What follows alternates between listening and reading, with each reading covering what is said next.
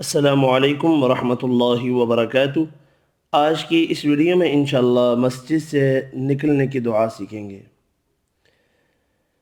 बिस्मिल्लाहि बिस्मिल्लाहि बिस्मिल्लाहि वस्सलातु वस्सलामु अला वस्सलातु वस्सलामु अला والصلاة والسلام على رسول الله رسول الله رسول الله اللهم إني أسألك اللهم إني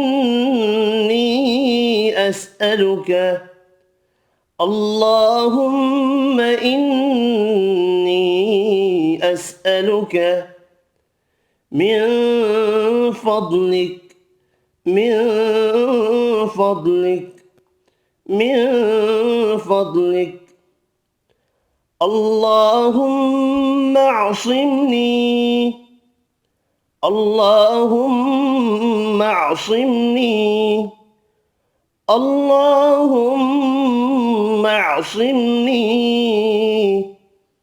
من الشيطان الرجيم من الشيطان الرجيم من الشيطان الرجيم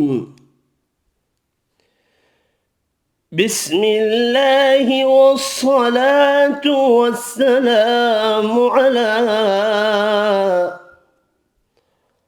رسول الله اللهم إني أسألك من فضلك اللهم اعصمني من الشيطان الرجيम। तर्जुमा।